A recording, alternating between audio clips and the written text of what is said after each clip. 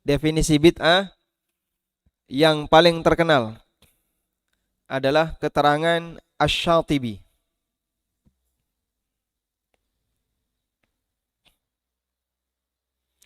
Bid'ah menurut keterangan Asy-Syatibi, tariqatun fid dini mukhtara'atun mudahatun lisyari'ah yuqsadu bis suluki 'alaiha al-mubalaghatu fit ta'abbudi. Bid'ah menurut Asy-Syatibi, tariqatun fid din, jalan dalam urusan agama. Jalan dalam urusan agama. Mukhtara'atun, yang dibuat-buat.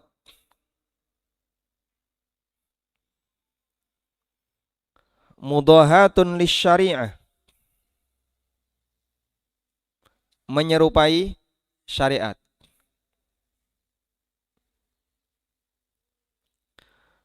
Yuqsadu bis suluki 'alaiha,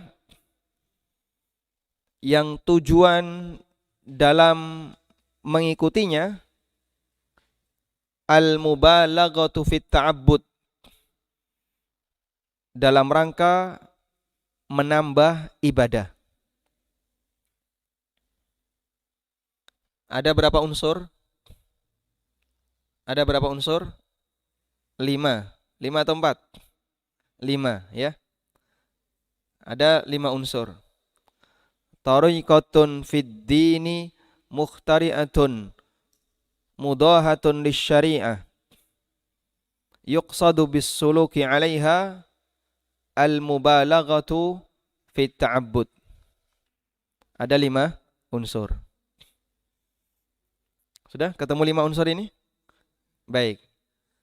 Sekarang kita coba lihat 5 unsur bid'ah ini menurut Asy-Syatibi, dan ini yang paling sering disampaikan oleh para ulama terkait menjelaskan definisi bid'ah. Mereka seringkali mengutip keterangan Asy-Syatibi. Dan juga definisi yang disampaikan oleh penulis mirip seperti yang disampaikan oleh Asy-Syatibi. Dia adalah tariqatun fid din. Bid'ah itu dalam urusan agama.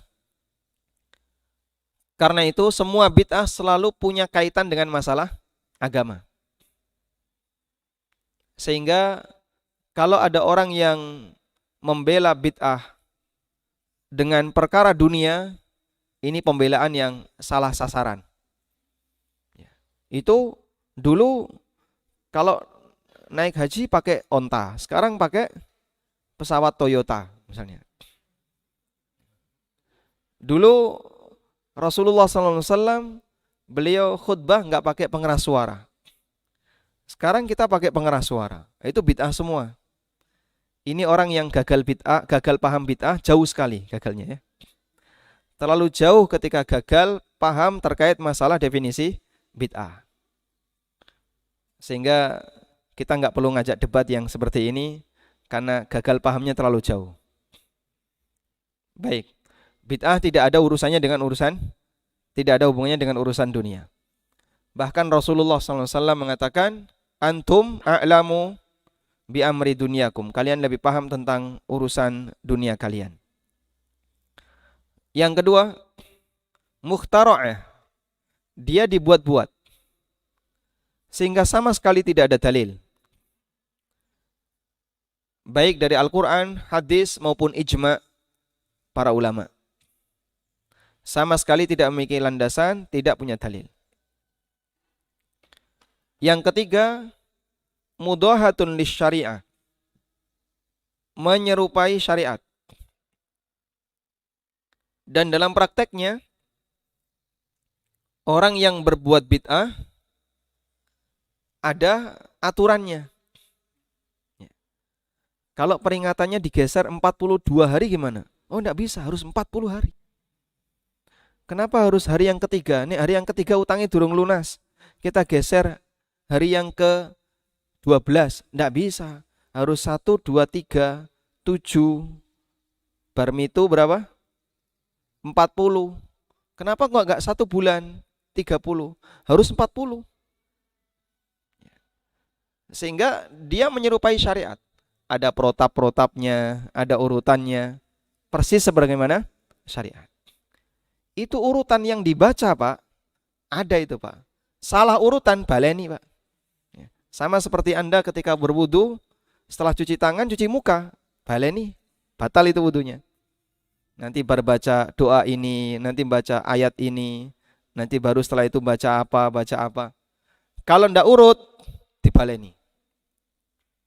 Ada protap-protapnya. Dan hampir semua bid'ah seperti itu. Tudahis syariah. Dia menyerupai syariat. Sebagaimana syariat mengajarkan aturan, ada urutan-urutannya.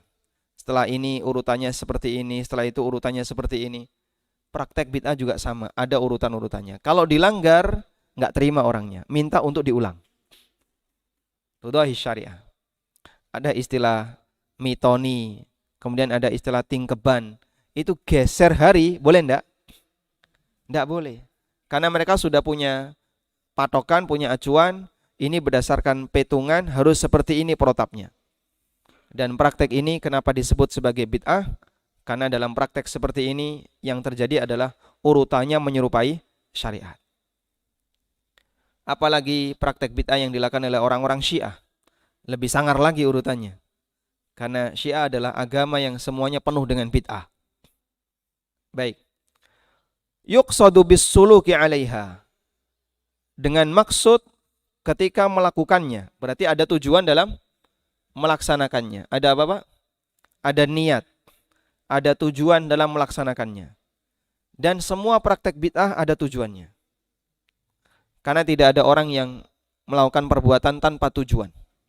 Sehingga ketika ditanya, kamu melakukan seperti ini tujuannya apa? Dia bisa jawab.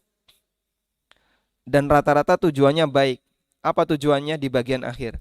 Al-mubalaghatu fit ta'abbud, dalam rangka untuk beribadah kepada Allah Ta'ala, menambah ibadah.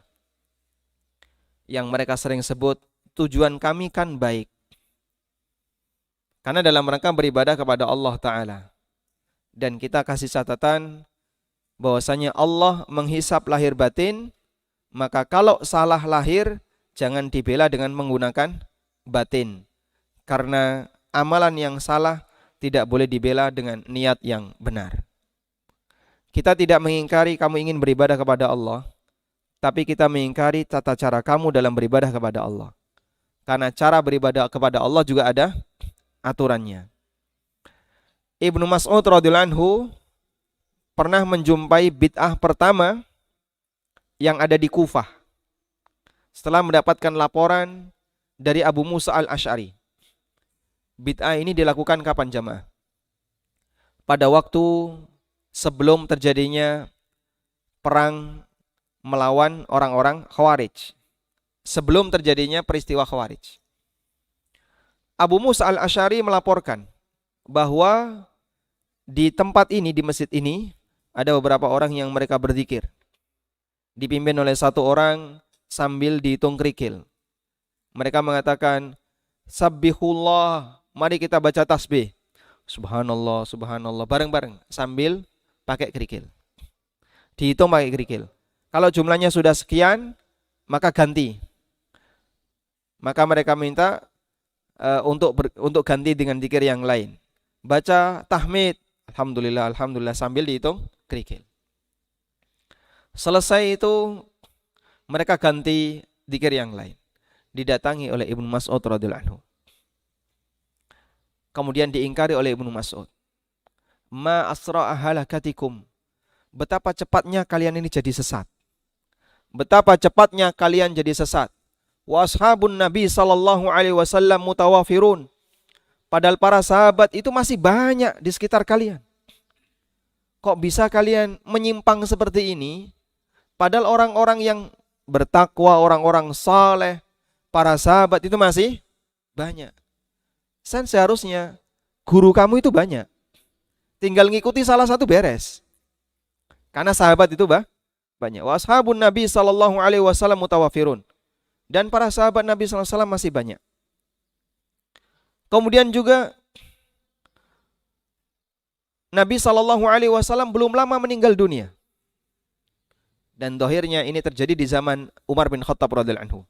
Abu Musa sebagai gubernur daerah Kufah, Irak, dan Ibnu Mas'ud diutus dalam rangka untuk mengajarkan Al-Quran kepada penduduk Kufah. Sudah ada praktek seperti ini dilakukan oleh sebagian tabi'in, orang-orang di zaman tabi'in yang ada di Kufah. Akhirnya mereka mengatakan, Ya Aba Abdurrahman, ma nuridu illa khairah. Wahai Ibnu Mas'ud, tujuan kami itu baik. Apa jawab Ibnu Mas'ud? Wa kam mim muridil khairi la yusibu.